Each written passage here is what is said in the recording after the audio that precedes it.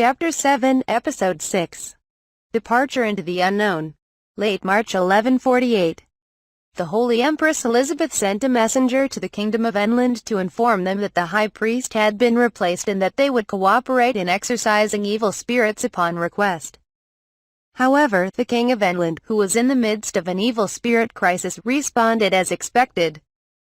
It has long had a hostile relationship with the Holy Kingdom, and successive generations of high priests have attacked the Kingdom of England many times to bring it under their control.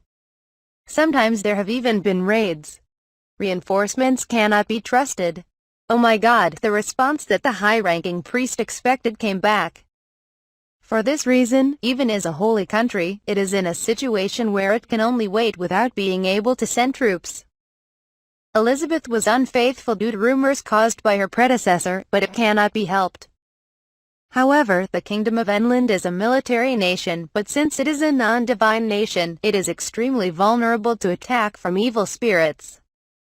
Apart from the royal family of England and the soldiers who refuse reinforcements, they are worried about the unarmed residents. But after finding that there are no evil spirits around the barriers that Thelma secretly left in several places in the Kingdom of England, they evacuate there. It seemed that Thelma would at least protect the defenseless residents from evil spirits, so he sometimes went into the cover of darkness to add barriers. If the stalemate between the Kingdom of England and the Holy Kingdom continues and they cannot move, Thelma must appear in the dreams of the King of England and whisper to accept the sending of troops.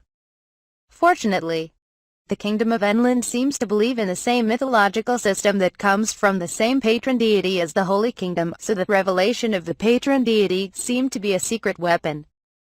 Of course, I had no desire to take advantage of people's religious faith and actively deceive them. While worrying about such a situation and grasping the recent situation of Natalie Blondel, who was undergoing medical treatment, Thelma and the others came to the Marseille port of the Archduke de Medicis to participate in the sailing ceremony. Completely freed from the melting crest, Admiral Jean Gabin received an imperial decree from the Holy Empress Elizabeth, increasingly energetic, and sailed as planned to the continent of Gabon. At the head of 5 ships of the line with a crew of 200 men, it sets out on a new route. Its name is Gabon Continental Expedition. This time it was not for the purpose of trade and commerce, so it was not invested by the Imperial East Idan Company, but the investor was the Saint-Fleuve Empire. Thelma and others, together with Bruno, the Lord of Marseille, participated in the sailing ceremony and wanted to see off the fleet and crew. Bruno, who spends his days researching in the Holy Land, also came to Marseille from the Holy Land, only this time to fulfill his duties as Lord. The sailing ceremony included performances by the chapel, the reading of the decree of St. Elizabeth, encouragement from Bruno, and greetings from Admiral Jean. By this date, Thelma had provided extensive support, including improving nutritional conditions during the voyage, providing technology for long-term water and food storage, and training ship's doctors and pharmacists. In particular, we provided careful education on the treatment of infectious diseases and the treatment of wounds. At Admiral Jean's request, everyone is also provided with vitamin C containing sailor candy, a perennial product of the Isekai pharmacy and Admiral Jean's favorite. It completely prevents scurvy, the most common cause of death for sailors in the Age of Discovery in Earth's history. After the sailing ceremony was over, well-known sailors surrounded Thelma and the others. The sailors look uneasy. This should be it. This is what I'm looking forward to, and I want to set sail soon. Is it? Oh, please sell it at the market, not during the voyage. There was a gift from Thelma to the male sailors. A male sailor asked me to make some libido-relieving products in a pharmacy because I could not handle my libido during a long voyage. Then, it was decided to pay those who needed it. For this reason, they are very much appreciated. After greeting Bruno, Admiral Jean, Thelma also approached. He wears the costume of an admiral, a just corps and a bicorn. Keep your back straight and walk briskly. Now then, Mr. Shopkeeper. Thank you for asking my advice on various things. Thank you very much. Jean-san, I think there will be a number of difficulties, but please take care of yourself. Please return to sea as soon as it becomes dangerous on the new continent. I will run away quickly. I am not greedy for exploration and resource exploration. I can secure 1 or 2 safe bases and I will create a magic exorcism coven to deliver supplies. If you can imagine it out, yes. If things get dangerous on the new continent, the placement will create a barrier. Lot, standing behind Falma, handed Admiral Jean dozens of disposable non-flammable sheets representing the magic circle of the flame god and a gift of a pilot light. Admiral Jean was surprised by Lot's treatment and happily accepted it with a broad smile. This is reliable. After landing, there are many ordinary sailors who can only shoot. So if you have a magic circle, you can ward off evil spirits for a while. In the area of the new continent where Admiral Jean will land, there are no local residents, but there is also the danger of encountering wild animals. It would have been better if it was a wild animal, and especially there was a great danger of encountering evil spirits. With the help of the Holy Emperor, a priest accompanies them on their voyages. And they are accompanied by experienced divine arts users, but there are few divine arts users with seafaring experience, and only about 20% of the crew are divine arts users. In such a condition, we plan to pass the appearance place of evil spirits called Ship Graveyard. Evil spirits are almost certainly waiting on the new continent, which barely landed last time. In this respect, it will be a hard journey. This time Falma proposed to make dramatic improvements to the ship to shorten the time and safety of the journey. First, for the propulsive power of the sailing ship, which was only powered by wind power and oars, a water magic formation was applied to the bottom of the ship, a wind magic formation was applied to the sail, and a fluid correction boost mechanism driven by divine power was added. In addition, movable hydrofoils were installed to reduce the resistance of the ship bottom to its speed.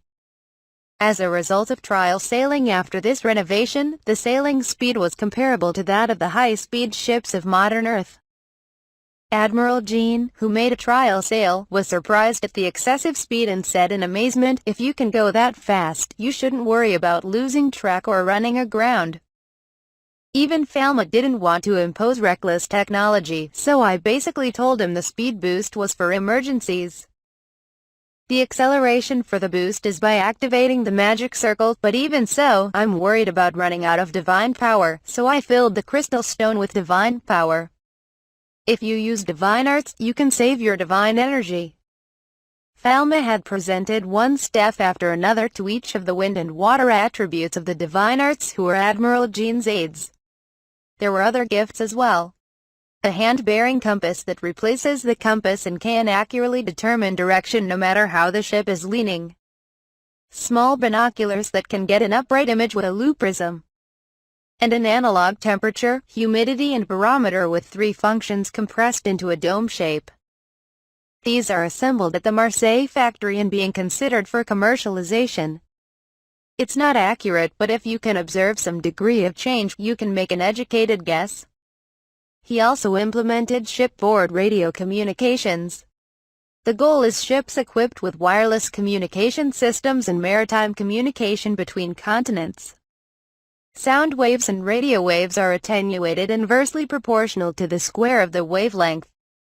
If the power is the same, the longer the wave, the farther the radio wave will reach. It is suitable for long-distance communication because it can be sent to the other side. By the way, I did not fail to check first whether there is an ionosphere in the atmosphere of this world. Looking back at Earth's history, Guglielmo Marconi, a Nobel Prize winner in physics and an Italian, established transatlantic wireless communications in 1902, connecting England and America. It appears that the technology at the time relayed offshore base stations. The minimum requirements for wireless communications are a transmitter, a power supply, and a receiver that includes detector and demodulator circuits. Although Falma had a basic knowledge of electrical engineering, he thought that a vague memory would lead to an accident, so he continued to work while checking the necessary information on the internet. Thanks to adults who had a hobby of retro electronics, I was able to get schematics for transmitters that could be made in this other world, and how to make a vacuum tube could be found anywhere. I made mini capacitors myself and brought a tester from the lab to measure the capacitance, so I measured the capacitance value with that.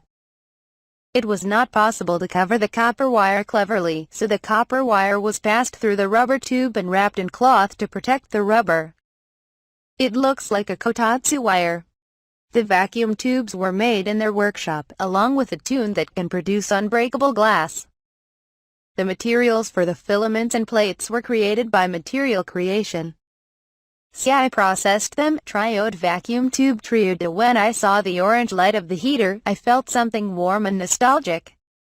As for the power source, I used my expertise from working with wind power and used Faraday's electromagnetic induction to create a prototype generator that generates electromotive force by mechanically turning an induction coil. The power consumption was large in the circuit and it was not possible to achieve stable transmission. Then, although I was afraid of battery fires and seawater, I decided to build lead-acid batteries with about 2V per cell, connect several of them in series and use them mainly as a power source and also use wind power storage. Again, electrolyte lead oxide and lead for the positive and negative electrodes, etc., could come from Pharma's Material Creation. As for the transmitter's power, I didn't ask for anything too complicated and thought it would be enough if it could at least transmit a marine distress signal, since the receiver side can listen to radio on the PC.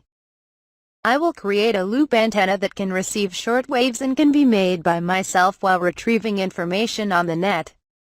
Create a tuning demodulation circuit for short waves and connect to the PC. At the same time, he also made a germanium radio for general use.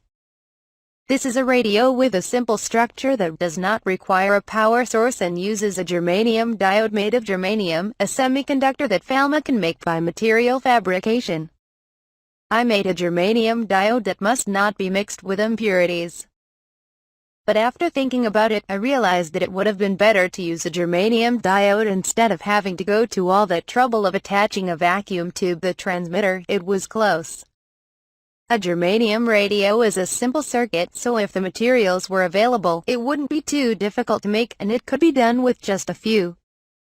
I also tested the transceiver, which was carefully made.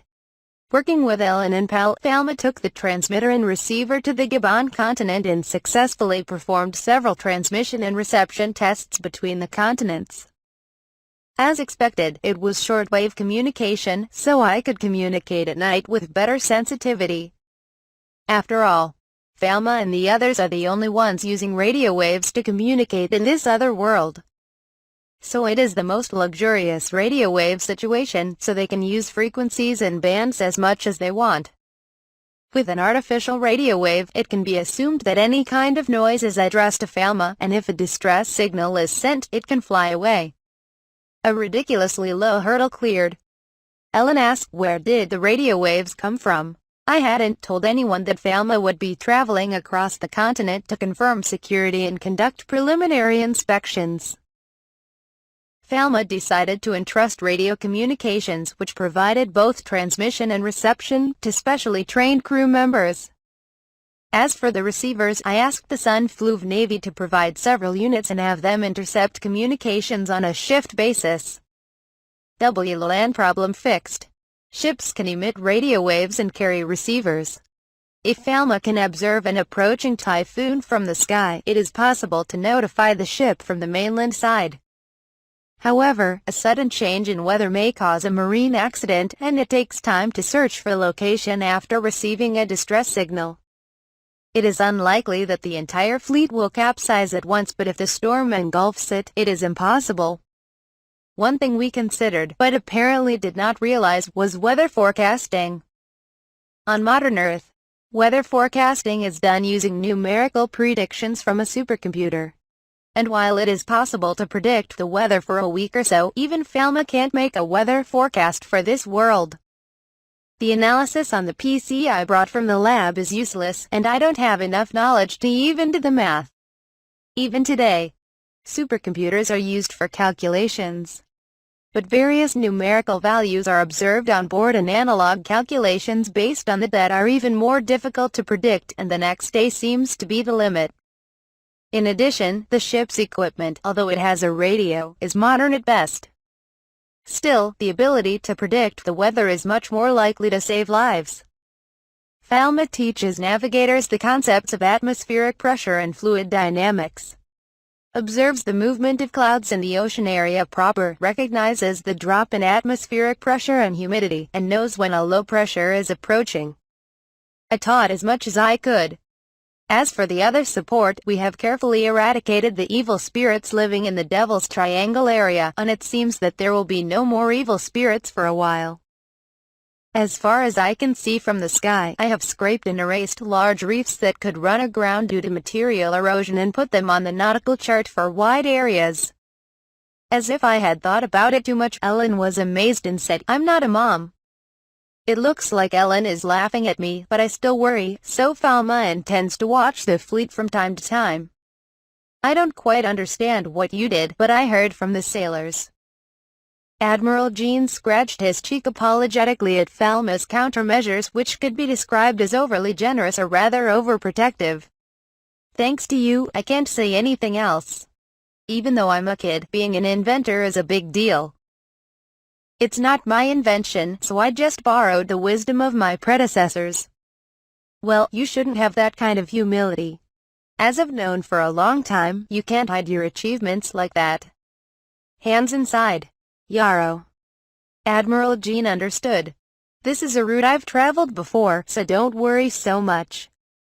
Everyone's lives are at stake, so be careful this time. Well, if something happened, the old man would die, Admiral Jean joked in a dark tone. For you and His Holiness who have worked so hard, I should bring back the good news, he said. Even if you have something unusual, don't bring home too much. If you have too much cargo, worry about it capsizing. Quarantine is necessary, and you shouldn't catch anything during the trip. That's right, try not to be greedy. Admiral Jean laughed broadly and walked away. Along with Lot, Falma called out to Clara, who was sitting on the bench by the dock and had a gloomy expression on her face since the departure was imminent. Clara is wearing pants that resemble men's clothing and seems to be wearing clothes that are easy to move around on board. Clara, how are you feeling? I'm a little relieved because I have the medicine for intoxication that I got from the pharmacy, she said. To prevent seasickness, sleep well, go on deck if you feel sick, and look in the direction of travel. It seems to go away. Thank you for your thoughtfulness. She accompanies the fleet and is a divine art user with precognitive abilities who has a traveling god as her patron deity.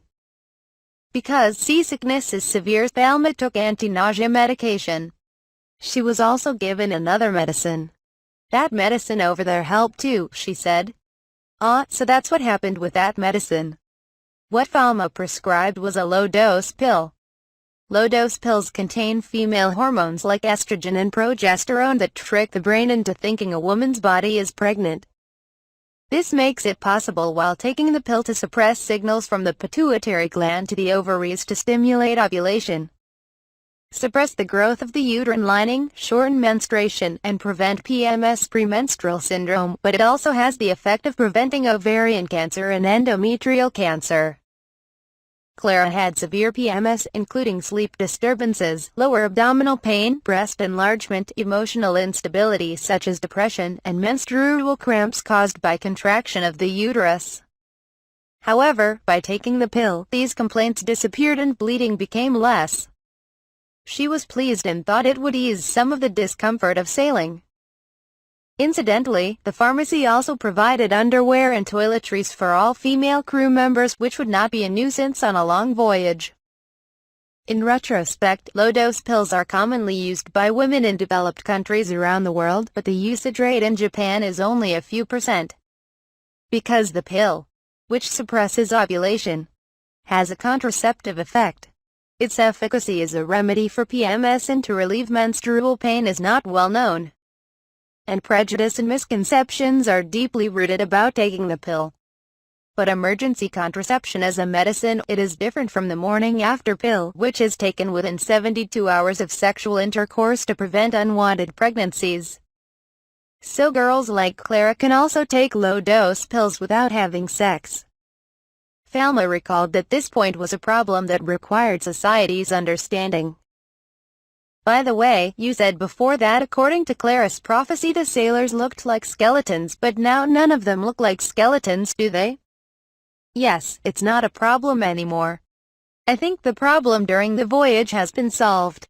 That's good. It means everyone can come back.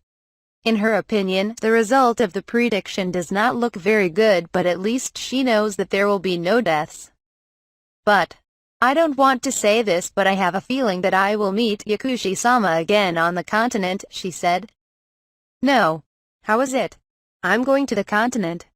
Does that mean I'll need help after I get to the continent? Falma's face contorted when he heard Clara's story. If you need a rescue in the hundreds. If the ship becomes unmanageable or if the ship is destroyed. I don't think Falma can do it alone.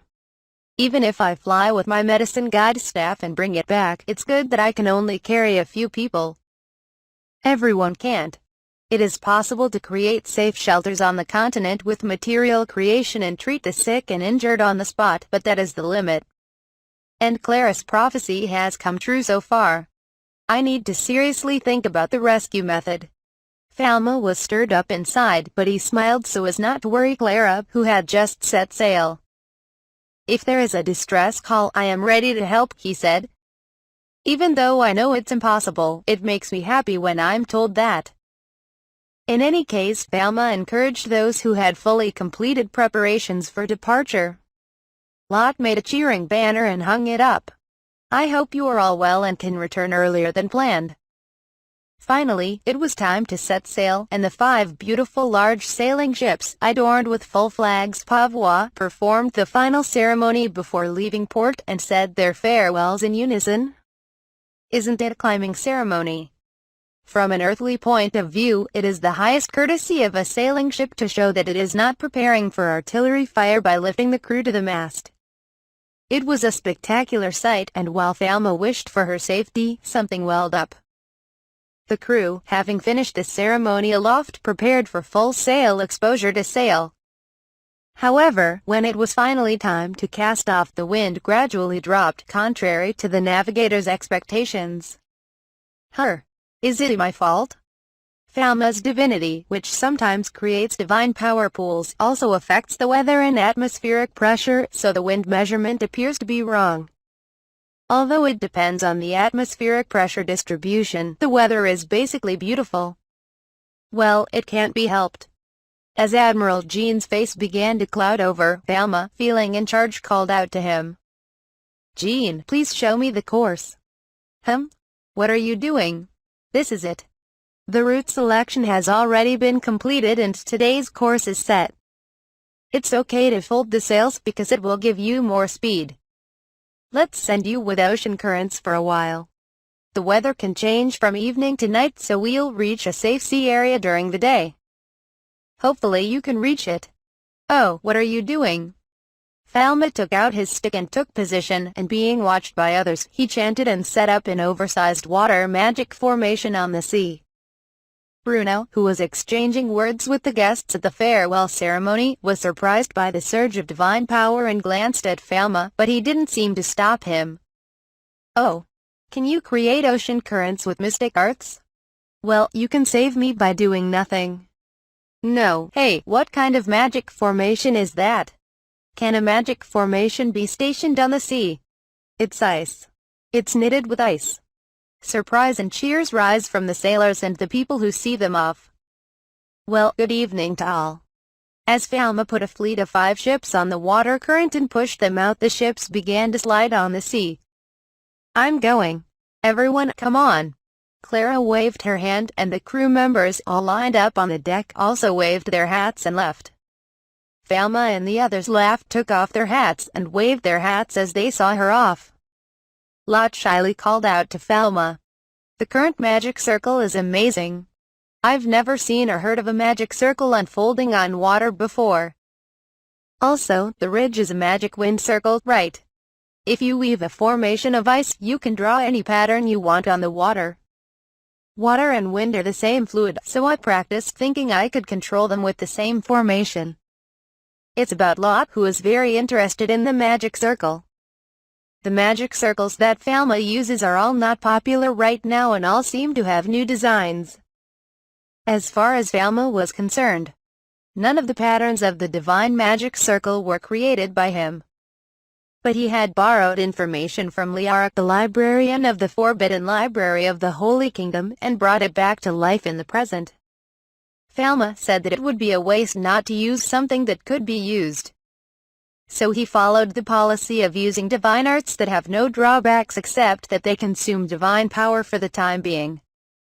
Therefore, Falma's divine art, which uses a classic formula that no one has ever seen, always seems fresh to Lot. Wow, it's full of miracles. But where did you practice? You didn't go to the ocean, did you? In between caring for Natalie, I opened the nurse's office window and practiced by the university's fountain pond.